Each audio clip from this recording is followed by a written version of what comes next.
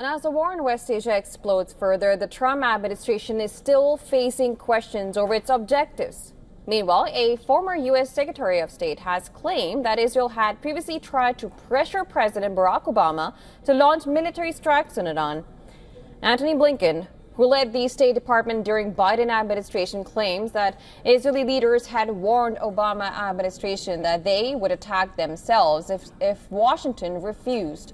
However, Obama rejected the push and argued for, quote-unquote, very muscular diplomacy backed by global sanctions on Iran's nuclear program.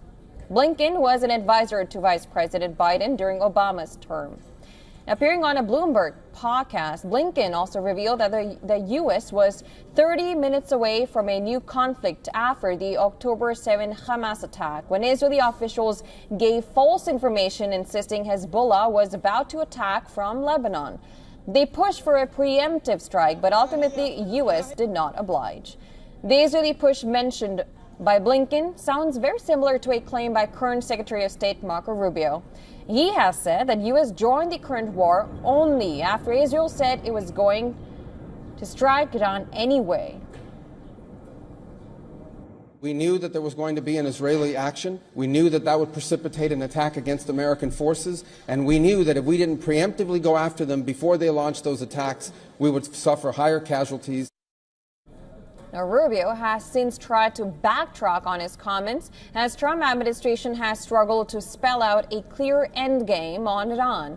The U.S. and Israeli attack began on February 28th with a strategic decapitation strike, killing several top military and political leaders, including Supreme Leader Ali Khamenei. But any hopes of a quick surrender, regime change, or mass uprising in Iran has not materialized yet. The war now has entered its 10th day. Iran's retaliatory attacks have reduced in numbers, but not in intensity. A new leader has been installed.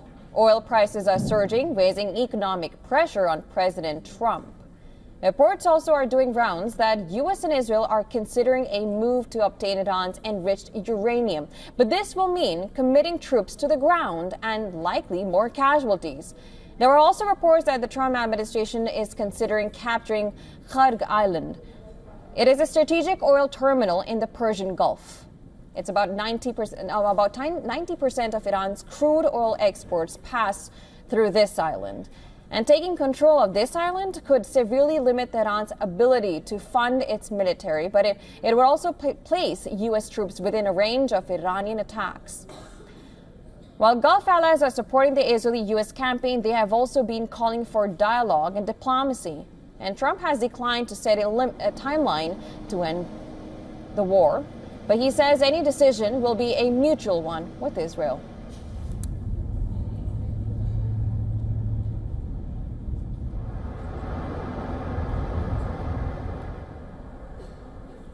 And well, to discuss more, we're now being joined by Dr. Syed Imamia from Tehran. He is an assistant professor at Tehran Polytechnic and founder of the Governance and Policy think tank. Thank you so much for joining us on the broadcast with us.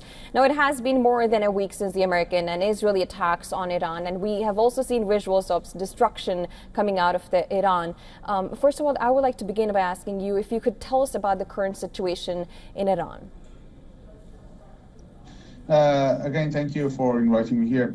Actually, what is happening now in Iran is very much adaptation with the war. And as I previously asked your colleague, I would like to suggest you to change your title, War on Iran, not War with Iran. So the war was unprovoked aggression against Iran by mainly, as you mentioned, mainly by Israelis, and Trump's policy, as always, has been hijacked by Netanyahu's interest rather than American interest. So current situation is more adaptation with the wartime lifestyle. It's quite tense, it's quite challenging, but at the same time, this is a very much social cohesion behind defending national interest and territorial sovereignty. It's something that we had experienced in last June's war again. And so it's revival of such kind of the sense of patriotism and supporting Iranian national security. the society knows that there is no other option, no other alternative than just defending our dignity, to come united to each other, to each other, and to support military forces and political establishment. Otherwise, it has been no secret. Neither by Israelis, not recently, yesterday, there was a leaked voice by Trump that he was saying that he is not going to keep Iranian territorial integrity safe, and he's going to change the map of the Iran. It's the historical violation of the Iranian territorial integrity.